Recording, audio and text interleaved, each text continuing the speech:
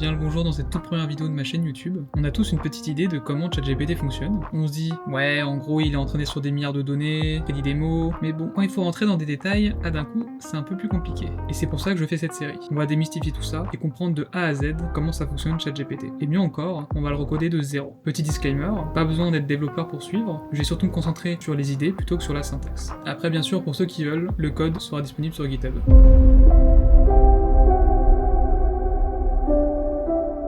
On va commencer par une simple question. Comment ChatGPT il mange les mots qu'on lui donne? Vous êtes déjà posé la question? Genre, on lui donne un texte en entrée, il en donne un autre en sortie, mais qu'est-ce qui s'est passé au milieu? Il faut voir un peu ChatGPT comme un énorme modèle mathématique qui fait tout un tas de calculs. On lui donne un prompt en entrée, il fait des milliards d'opérations dessus, et après, il nous donne un texte généré en sortie. Mais déjà, on a un premier problème qui se pose. On peut pas juste lui donner des lettres brutes comme ça. C'est comme si, dans une fonction mathématique, je vous disais, allez, multiplie-moi le mot carotte par le mot lapin. Ça n'a aucun sens. On peut que multiplier des nombres, mais multiplier des lettres entre elles, moi je sais pas faire. Et le modèle sait pas faire non plus. Donc pour résoudre ça, parce qu'on n'est pas les premiers à se poser la question, on va utiliser ce qu'on appelle de la tokenisation. Donc, vous l'avez vu dans le titre de la vidéo, c'est de ça qu'on va parler, mais concrètement, qu'est-ce que c'est? Le but, c'est de transformer notre texte incompréhensible pour une machine en des nombres qu'il peut interpréter. En gros, pour faire court, un tokenizer, ça implémente deux fonctions principales. La première fonction, ça va être une fonction qu'on appelle d'encodage. Le but, c'est de prendre votre petit texte que vous avez donné en entrée et de le convertir en des nombres. Ces nombres, ils sont pas aléatoires, bien sûr. Donc par exemple, si on écrivait ça de manière un peu plus précise, concrètement, le but serait par exemple de donner notre phrase qui serait par exemple bla bla blo et d'obtenir les tokens correspondants, donc les nombres correspondant à ce texte. Donc si par exemple on dit que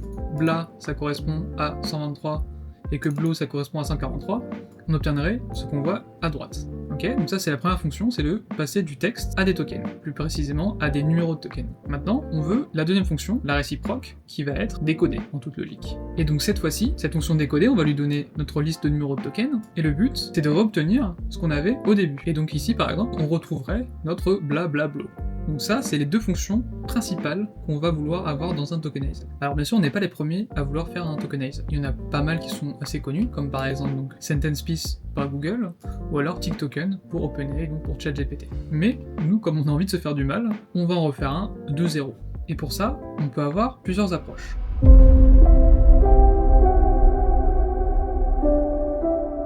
La plus simple, et auquel on pourrait penser vraiment intuitivement, ça serait de convertir chaque lettre de l'alphabet en token. On pourrait dire par exemple que A égale 1, B égale 2, C égale 3, etc. jusqu'à Z égale 26. Et on pourrait même aller un poil plus loin, en se disant que on peut aussi encoder les caractères spéciaux, donc par exemple on pourrait dire que le point, ça vaut 27, que l'espace, ça vaut 28, et on pourra aller encoder tous les caractères spéciaux. Si je prends la phrase « je regarde passer la voiture ». Donc le but maintenant, ça va être d'encoder cette phrase avec le vocabulaire qu'on a créé à gauche pour convertir notre texte en liste de tokens. Donc commençons par le J. J, c'est la 10e lettre de l'alphabet. Donc le premier token, ce sera le 10e. E, c'est la 5e lettre de l'alphabet. Ça aurait 5. L'espace, on a dit que c'était 28, etc. etc. Donc, je vais pas tout détailler, mais on convertit chaque lettre et chaque espace ou caractère spécial en sa correspondance dans le vocabulaire qu'on a à gauche. Et là, le problème il saute aux yeux. Pour la malheureuse petite phrase de 5 mots que je voulais encoder, je me retrouve avec une liste de tokens qui est hyper longue. Et spoiler, les modèles ils sont pas tout puissants. Ils ont une longueur limite qu'ils peuvent accepter en entrée avant qu'ils commencent à s'embrouiller. En fait, il faut voir la tokenisation lettre par lettre comme si on voulait parler à l'oral en dépelant chaque mot. Donc au lieu de dire « je regarde passer la voiture » à quelqu'un, on va lui dire J-E espace R-E-G-A-R. C'est super lent. C'est lent, inefficace, et surtout c'est super pénible à comprendre. Et c'est encore pire pour un modèle. Mais c'est pas le seul problème. On perd toute notion de sémantique ou de structure linguistique dans la décomposition qu'on a faite. Toutes les choses logiques, comme, je sais pas, les préfixes, les racines des mots, les suffixes, etc. Franchement, je regarde ça, j'en ai aucune idée. Je comprends pas. Il y a encore un autre problème. Imaginons qu'on veuille encoder deux mots différents. Rage, d'un côté, et de l'autre, gare. Si on encode ces deux mots, ça donnerait quelque chose comme ça. Et là, vous voyez le problème arrivé? On se retrouve avec exactement les mêmes numéros de tokens, juste dans un ordre différent. Et donc, on se retrouve avec une entrée très très similaire, pour deux mots qui n'ont rien à voir, on n'a aucune info sur le sens global du mot. Ok, bon, on a compris, tokeniser lettre par lettre, c'est pas foufou quoi. Regardons une deuxième solution.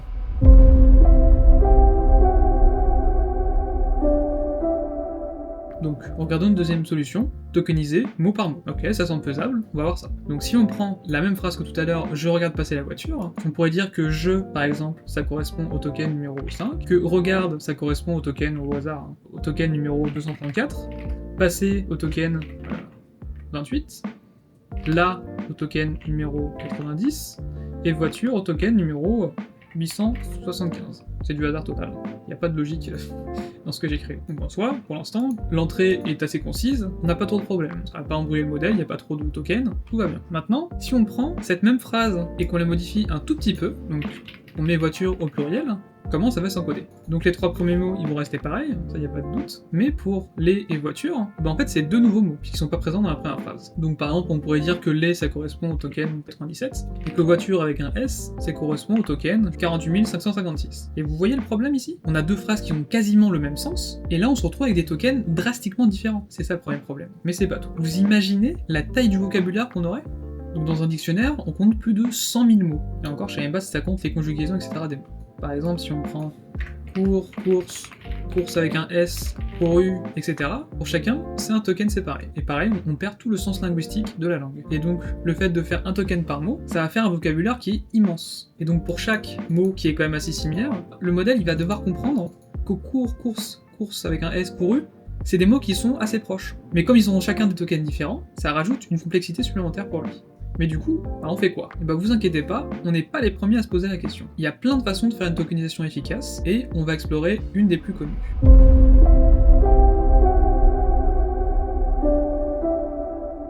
La tokenisation BPE, Byte Per Encoding.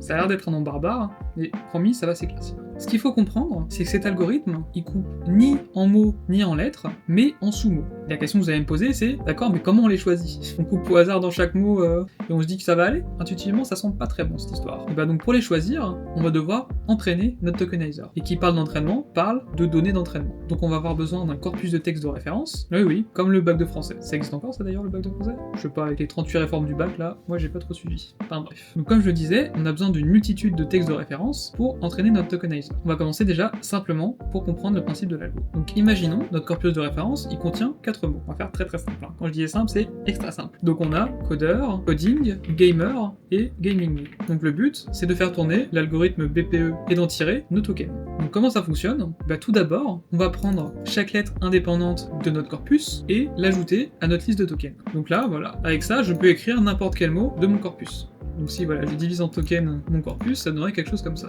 Et donc pour l'instant vous allez me dire, mais c'est quoi le rapport avec les sous-mots? Là je vois que des lettres indépendantes. Effectivement, pour l'instant, si on s'arrêtait là, ça ne marcherait pas. Commence maintenant la magie de l'algorithme BPE. Ce qu'on va faire, c'est qu'on va grouper les tokens qui apparaissent le plus souvent ensemble. Donc pour ça, on va parcourir l'ensemble de notre corpus et compter à chaque fois, C et O, ils apparaissent une fois ensemble, une deuxième fois ensemble, et c'est tout. Donc voilà, par exemple, C et O apparaissent 2 fois ensemble. Pareil pour chaque paire, O et D, ils apparaissent aussi pareil 2 fois ensemble, D et E, ils apparaissent une fois ensemble, ER, ils apparaissent 2 fois ensemble, etc., etc. Donc on va se retrouver avec, pour chaque paire, le nombre d'occurrences qu'on a dans notre corpus. Et donc une fois qu'on a fait ce décompte, on va prendre le nombre d'occurrences qu'on a vu maximum. Donc on a par exemple C, O, E et R, G, A, I et N et G, etc. qui apparaissent 2 fois. Donc là vous allez me dire, d'accord, mais ils apparaissent tous autant de fois les uns que les autres. Et c'est pas grave, on en prend l'une des paires qui apparaît le plus souvent. Donc par exemple, au hasard, prenons G et A. Donc qu'est-ce qu'on va faire? On va transformer cette paire qui apparaît souvent ensemble en token. Voilà, je rajoute mon token ici, G et A. Et ensuite on va mettre à jour la décomposition de notre corpus pour intégrer ce nouveau token. On peut transformer G et A en GA. Et bien sûr, on met à jour notre nombre de tokens dans le vocabulaire. Donc on continue avec un deuxième exemple. Par exemple, on pourrait dire que la paire la plus fréquente, ce serait C et O. Donc pareil, on l'ajoute dans notre vocabulaire, on fusionne les lettres qui vont bien dans notre corpus, et on met à jour le nombre de tokens qu'on a dans notre vocabulaire. Et on répète ça jusqu'à atteindre soit une limite de tokens qu'on veut dans notre vocabulaire, soit parce qu'il n'y a plus de paires qui apparaissent souvent ensemble.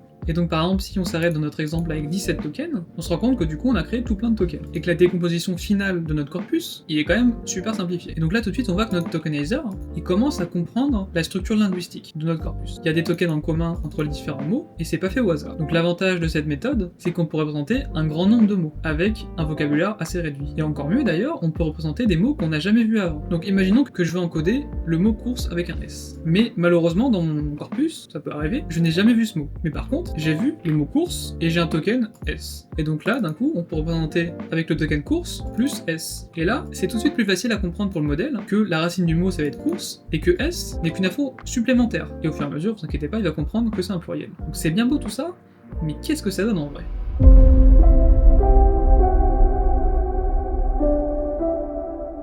Donc là, on va passer sur un côté plus pratique, et on va voir concrètement comment on fait un tokenizer. Donc comme je vous l'ai dit, on a besoin d'avoir un corpus. Pour ça, on va aller sur Kaggle, qui est un super site pour trouver des données d'entraînement. Donc par exemple, voilà, j'ai choisi les discussions sur Reddit en français. Très bien, on va partir sur ça, on va voir ce que ça donne.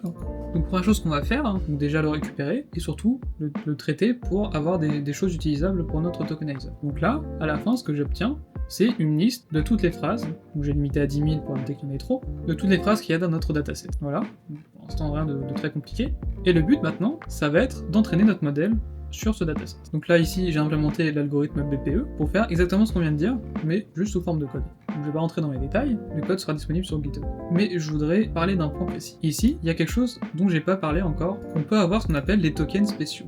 Le plus simple, c'est space, les espaces seront remplacés par ce token. Et ensuite on a deux un peu plus spéciaux. Donc le premier, ça va être UNK pour unknown, c'est si jamais on n'aurait pas à représenter une portion de notre prompt. Ça peut arriver, par exemple, imaginez si c'est des caractères, je sais pas, arabes ou japonais, alors qu'on fait un texte en français, on n'aura pas de token pour encoder ça. Donc à la place, des fois ça arrive, on peut pas le prévoir à l'avance, et ben on va juste dire que si jamais ça arrive, ces portions de texte elles vont être remplacées par ça. Voilà, donc ça c'était un petit aparté très spécifique. Mais donc concrètement, qu'est-ce qui se passe quand on entraîne notre modèle? Et donc là ici ça a pris 1 minute 17, on obtient notre tokenizer en track. Par exemple si on veut encoder bonjour comment ça va, on obtiendrait du coup cette liste de tokens. Donc ça paraît un petit peu barbare, hein, mais ça reste assez familier à ce qu'on a vu juste avant. Et on aurait du coup l'opération inverse, le décodage, donc en lui donnant cette liste de tokens, ce qui du coup permettrait de retrouver bonjour comment ça va. Donc là on se retrouve avec une correspondance entre chacun des mots en français avec des numéros de tokens. Donc à la fin ce qui va nous intéresser c'est toute notre liste de vocabulaire, donc on retrouve les tokens spéciaux dont j'ai parlé. Tout d'abord la décomposition en lettres simples, comme on l'avait fait dans notre exemple, et puis petit à petit on voit des mots apparaître, donc par exemple serre c'est le numéro 6215, on a une racine de mots expatrie, donc qui sûrement correspond à expatrié, etc., etc. On voit aussi qu'on a des mots au pluriel. Donc là c'est peut-être que notre taille de vocabulaire est un poil trop grande, puisqu'on commence à avoir des redondances avec des mots, si on chope tout le pluriel ici, donc peut-être qu'on aurait pu réduire un petit peu la taille de notre vocabulaire. Voilà toutes les petites choses à paramétrer pour avoir un tokenizer qui marche. Donc voilà, on a terminé avec les tokenizers, et maintenant on est capable, à partir d'un texte, d'obtenir sa décomposition en tokens, avec les numéros de tokens auxquels ça correspond. Donc pour l'instant on fait pas grand chose avec ça, et c'est pour ça que dans le prochain épisode, on va parler des embeddings, et de la façon dont on peut représenter le langage en vecteur mathématique. Merci d'avoir regardé jusqu'au bout, ça m'a pris vraiment pas mal d'heures de travail, donc si jamais ça t'a aidé, un petit like ça fait toujours plaisir. D'ailleurs s'il y a un truc que t'as pas compris ou que t'as juste envie de dire coucou, n'hésite pas à laisser un commentaire. Et surtout, pense à t'abonner et à activer la cloche pour pas rater la suite. Ouais, je fais trop le youtubeur. C'était Raphaël, ciao.